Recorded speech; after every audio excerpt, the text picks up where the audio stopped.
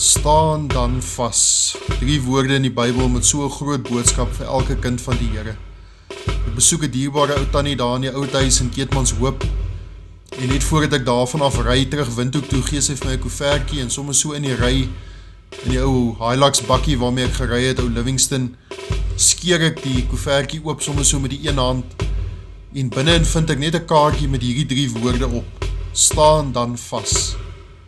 Nou ja, ek kan vir julle sê dat dit vir my ver meer beteken het as enigiets anders wat sy kon gee. Ek het vir 'n oomblik gedink, miskien het sy 'n geldjie of iets in die koevert gedruk, maar daai woorde het vir my soveel beteken. 'n Tere ou kind van die Here se bemoediging aan 'n jong kind van die Here. Staan vas, my broer. Staan vas. Nou ja, dit staan natuurlik in Efesiërs 6 vers 14, die eerste 3 woorde in die ou Afrikaanse vertaling sê, staan dan vas. En dan gaan hy verder, julle lendene met die waarheid omgord, met die borswapen van die geregtigheid aan, en as skoene aan julle voete die bereidheid vir die evangelie van vrede. Behalwe dit alles, neem die skild van die geloof op, waarmee julle al die vuurige pyle van die bose sal kan uitblus. En neem aan die helm van verlossing en die swaard van die Gees. Dit is die woord van God.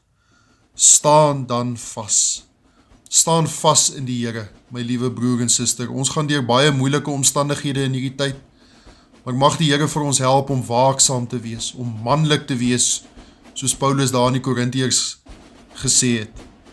En om elke dag hierdie vers 11 ook deel van ons lewe te maak. Hy sê in vers 11, trek die volle wapenrusting van God aan, sodat jy staande kan bly teen die liste van die duiwel.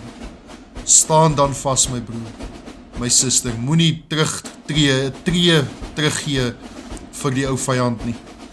Ek lees so tyd gelede weer die wonderlike geskiedenis van die Afrikaners so stuk deur, en die Basotho oorloë daar in die Vrystaat was natuurlik iets aangrypends gewees, en die leier, die gekose leier, Lou Weppener, het vir sy mense hierdie woorde gesê, het vir hulle gesê, manne, ek beloof vir julle, ek sal nooit vir julle sê, gaan nie, maar ek sal altyd vir julle sê, kom.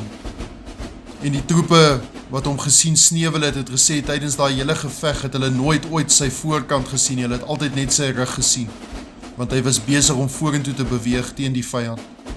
En dis hoe hy gesterf het. En mag die Here vir ons help, dat ons nooit 'n tree sal terugtree, maar vorentoe sal gaan, beklee in die wapenrusting van God, met ons oë op ons Here Jesus Christus. My liewe boetie en sussie, staan dan vas. Mag die Here vir ons help en genade gee, en weet dat hy met ons is. Amen.